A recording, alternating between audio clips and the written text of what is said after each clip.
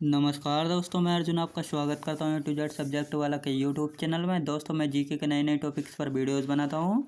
मेरे वीडियोस आपको सिलेक्शन दिलाने में काफ़ी उपयोगी साबित हो सकते हैं। दोस्तों, आज का हमारा टॉपिक है संविधान के टॉप 40 प्रश्न मोस्ट इम्पोर्टेंट क्वेश्चन है। दोस्तों, वीडियो में मैं वही क्वेश्चन लेकर आता हूँ जो बार बार सभी परीक्षाओं में रिपीट किए गए होते हैं। तो दोस्तों, वीडियो को अंत तक जरूर देखना ताकि सभी क्वेश्चन आपको आसानी से याद हो जाएँ। साथ ही दोस्तों, अगर आप हमारे चैनल पर पहली बार आए हैं तो हमारे चैनल को भी सब्सक्राइब कर लीजिए ताकि हमारे आने वाले वीडियो का नोटिफिकेशन आप तक पहुंचता रहे। चलिए दोस्तों, वीडियो को स्टार्ट करते हैं। लोकसभा और राज्यसभा का संयुक्त अधिवेशन किसके द्वारा आहूत किया जाता है। दोस्तों, लोकसभा और राज्यसभा का संयुक्त अधिवेशन जो है किसके द्वारा आहूत किया जाता है। राइट आंसर जाएगा इसका ऑप्शन ए हो जाएगा, राष्ट्रपति के द्वारा। याद रखेंगे दोस्तों, राष्ट्रपति के द्वारा आहूत किया जाता है। अगला क्वेश्चन देखते हैं। वित्त आयोग की नियुक्ति कौन करता है। दोस्तों, वित्त आयोग की नियुक्ति कौन करता है। राइट आंसर जाएगा इसका ऑप्शन बी हो जाएगा, राष्ट्रपति करता है वित्त आयोग की नियुक्ति। याद रखेंगे दोस्तों, वित्त आयोग की नियुक्ति जो है राष्ट्रपति जी करते हैं। याद रखेंगे। किस सदन की अध्यक्षता ऐसे व्यक्ति द्वारा की जाती है जो उस सदन का सदस्य नहीं होता है। दोस्तों, किस सदन की अध्यक्षता ऐसे व्यक्ति द्वारा की जाती है जो उस सदन का सदस्य नहीं होता है। राइट आंसर जाएगा इसका ऑप्शन ए हो जाएगा, राज्यसभा। याद रखेंगे दोस्तों, राज्यसभा। अगला क्वेश्चन देखते हैं।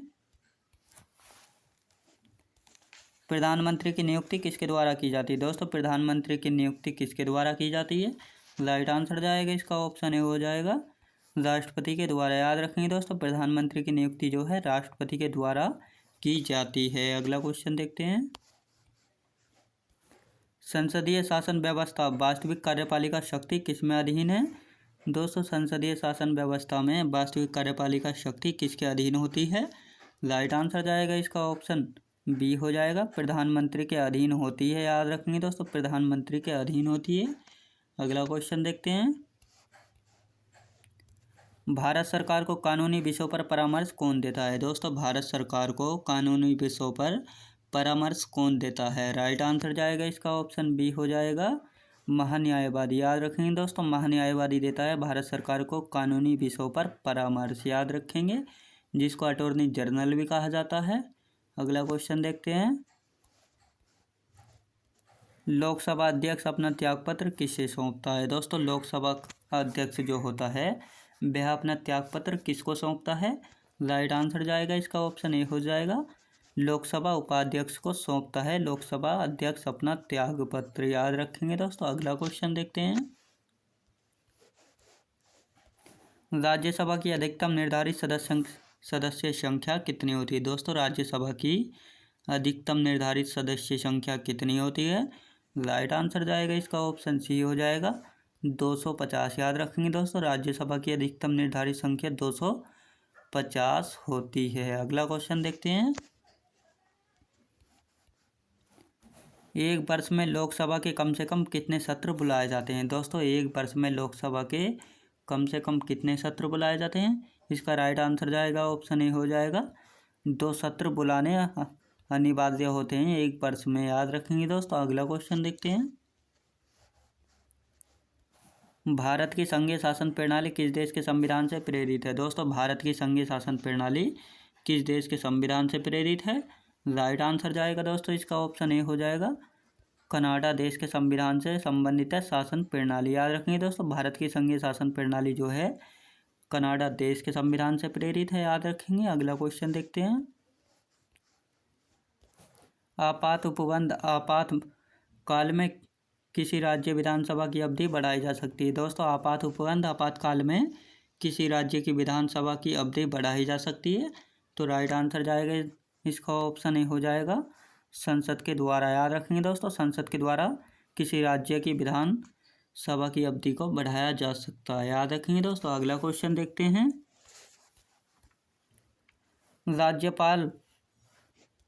राज्यपाल में राष्ट्रपति शासन किसकी सलाह पर लागू किया जाता है। दोस्तों, राज्य में राष्ट्रपति शासन किसकी सलाह पर लागू किया जाता है। राइट आंसर जाएगा इसका ऑप्शन बी हो जाएगा, राज्यपाल। याद रखेंगे दोस्तों, राज्य में राष्ट्रपति शासन की सलाह पर लागू किया जाता है? राज्यपाल की सलाह पर लागू किया जाता है, याद रखेंगे। अगला क्वेश्चन देखते हैं। राष्ट्रपति शासन अधिकतम कितनी अवधि तक लगाया जा सकता है? दोस्तों, राष्ट्रपति शासन अधिकतम कितनी अवधि तक लगाया जा सकता है? राइट आंसर जाएगा इसका ऑप्शन सी हो जाएगा, 3 वर्ष तक लगाया जा सकता है अधिकतम, याद रखेंगे। अगला क्वेश्चन देखते हैं। वित्त आयोग द्वारा की गई सिफारिशों को संसद सदन के समक्ष कौन रखवाता है? दोस्तों, वित्त आयोग द्वारा की गई सिफारिशों को संसद सदन के समक्ष कौन रखवाता है?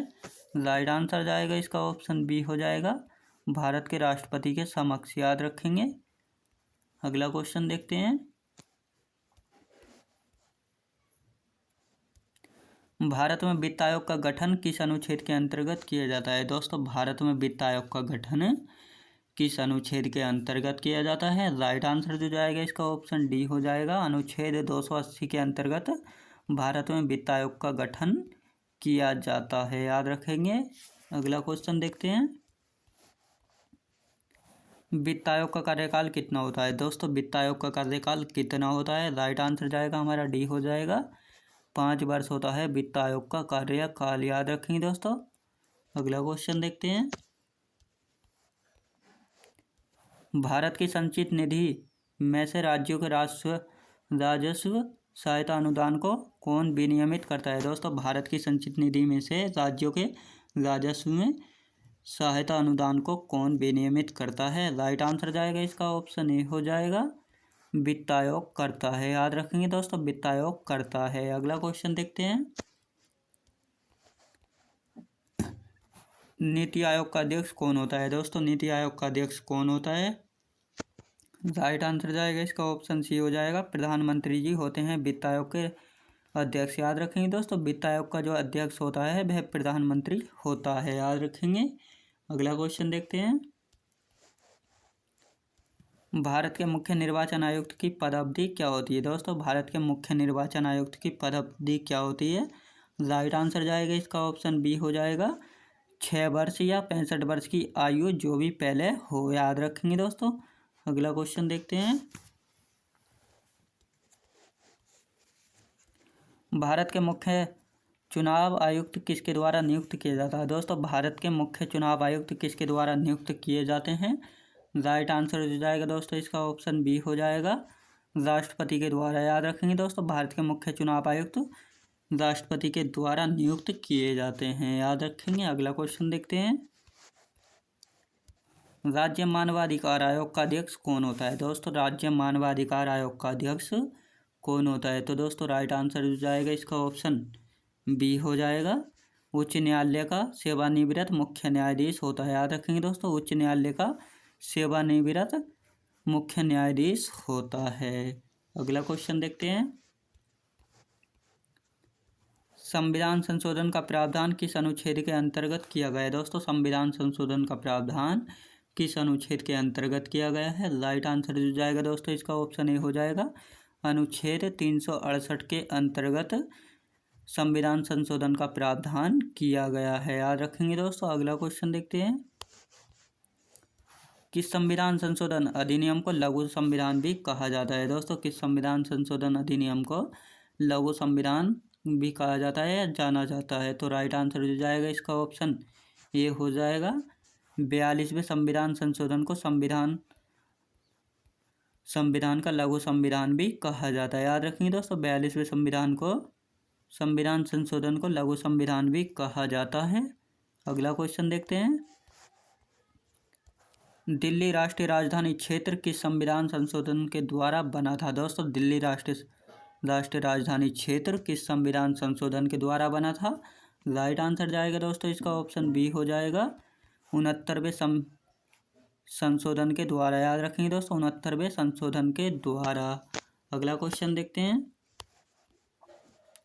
भारतीय संविधान में 9वीं अनुसूची कब जोड़ी गई? दोस्तों, भारतीय संविधान में 9वीं अनुसूची कब जोड़ी गई थी? राइट आंसर जाएगा इसका ऑप्शन ए हो जाएगा, प्रथम संविधान संशोधन जो कि 1951 में हुआ था, इसके द्वारा 9वीं अनुसूची को संविधान में जोड़ा गया था, याद रखेंगे। अगला क्वेश्चन देखते हैं। भारतीय संविधान में राज्य नीति निर्देशक तत्वों की संकल्पना किस देश के संविधान से अभिप्रेरित है? दोस्तों, भारतीय संविधान में राज्य में नीति निर्देशक तत्वों की संकल्पना किस देश के संविधान से अभिप्रेरित है? तो दोस्तों याद रखेंगे, राइट आंसर हो जाएगा इसका ऑप्शन ए हो जाएगा, आयरलैंड देश के संविधान से प्रेरित है। याद रखेंगे। अगला क्वेश्चन देखते हैं। भारतीय संविधान में संवैधानिक संशोधन का प्रावधान किस देश से लिया गया? दोस्तों, भारतीय संविधान में संवैधानिक संशोधन का प्रावधान किस देश से लिया गया है? राइट आंसर जाएगा दोस्तों इसका ऑप्शन ए हो जाएगा, दक्षिण अफ्रीका देश से लिया गया है। याद रखेंगे दोस्तों, दक्षिण अफ्रीका देश से लिया गया है। अगला क्वेश्चन देखते हैं। शक्तिशाली केंद्र के साथ भारत की संघात्मक व्यवस्था किस देश के संविधान से प्रेरित है? दोस्तों, शक्तिशाली केंद्र के साथ भारत की संघात्मक व्यवस्था किस देश के संविधान से प्रेरित है? राइट आंसर जाएगा इसका ऑप्शन ए हो जाएगा, संविधान से प्रेरित है। याद रखेंगे दोस्तों, कनाडा देश के संविधान से प्रेरित है। अगला क्वेश्चन देखते हैं। भारत के संविधान में सम्मिलित समवर्ती सूची किस देश से ली गई? दोस्तों, भारत के संविधान में सम्मिलित समवर्ती सूची किस देश के संविधान से ली गई है? तो राइट आंसर जाएगा दोस्तों इसका ऑप्शन बी हो जाएगा, ऑस्ट्रेलिया देश के संविधान से ली गई है समवर्ती सूची। याद रखेंगे दोस्तों। अगला क्वेश्चन देखते हैं। भारतीय संघ में नए राज्य के गठन का प्रावधान किस अनुसूची में किया गया है? दोस्तों, भारतीय संघ में नए राज्य के गठन का प्रावधान किस अनुसूची में किया गया है? राइट आंसर जाएगा दोस्तों इसका ऑप्शन डी हो जाएगा, प्रथम अनुसूची में नए राज्य के गठन का प्रावधान किया गया है। याद रखेंगे। अगला क्वेश्चन देखते हैं। संविधान में हमारे राष्ट्र का उल्लेख किन नामों से किया गया है? दोस्तों, संविधान में हमारे राष्ट्र का उल्लेख किन नामों से किया गया है? राइट आंसर जाएगा इसका ऑप्शन ए हो जाएगा, इंडिया डेट इज भारत, अर्थात भारत और इंडिया। याद रखेंगे दोस्तों, India that is Bharat, Bharat अर्थात इंडिया के नाम से उल्लेख किया गया है। याद रखेंगे। अगला क्वेश्चन देखते हैं। संविधान सभा में उद्देश्य प्रस्ताव कब प्रस्तुत किया गया था? दोस्तों, संविधान सभा में उद्देश्य प्रस्ताव कब प्रस्तुत किया गया था? राइट आंसर जाएगा दोस्तों इसका ऑप्शन सी हो जाएगा, 13 दिसंबर 1946 को प्रस्तुत किया गया था। याद रखेंगे दोस्तों, संविधान में सभा में उद्देश्य प्रस्ताव जो है 13 दिसंबर 1946 को प्रस्तुत किया गया था। अगला क्वेश्चन देखते हैं। समाजवादी, अखंडता तथा पंथ निरपेक्ष शब्द संविधान की प्रस्तावना में किस संशोधन द्वारा सम्मिलित किए गए थे? तो याद रखेंगे दोस्तों, राइट आंसर जाएगा इसका ऑप्शन ए हो जाएगा, 42वें संशोधन द्वारा। याद रखेंगे। अगला क्वेश्चन देखते हैं। भारतीय संघ के अंतर्गत किस राज्य को सम्मिलित करने का अधिकार प्राप्त है? तो याद रखेंगे दोस्तों, राइट आंसर जाएगा इसका ऑप्शन ए हो जाएगा, संसद को प्राप्त है। याद रखेंगे दोस्तों, संसद को प्राप्त है। अगला क्वेश्चन देखते हैं। नए राज्य के गठन की शक्ति किसे प्राप्त है? दोस्तों, नए राज्य के गठन की शक्ति किसे प्राप्त है? याद रखेंगे दोस्तों, राइट आंसर जाएगा इसका ऑप्शन सी हो जाएगा, संसद को प्राप्त है नए राज्य के गठन की शक्ति। याद रखेंगे दोस्तों। अगला क्वेश्चन देखते हैं। लक्ष्मीमल सिंघवी समिति किससे संबंधित है? दोस्तों, लक्ष्मीमल सिंघवी समिति किससे संबंधित है? राइट आंसर जाएगा इसका ऑप्शन बी हो जाएगा, पंचायती राज से संबंधित है लक्ष्मीमल सिंघवी समिति। याद रखेंगे दोस्तों। अगला क्वेश्चन देखते हैं। अनुच्छेद 18 का संबंध किससे? दोस्तों, अनुच्छेद 18 का संबंध किससे है?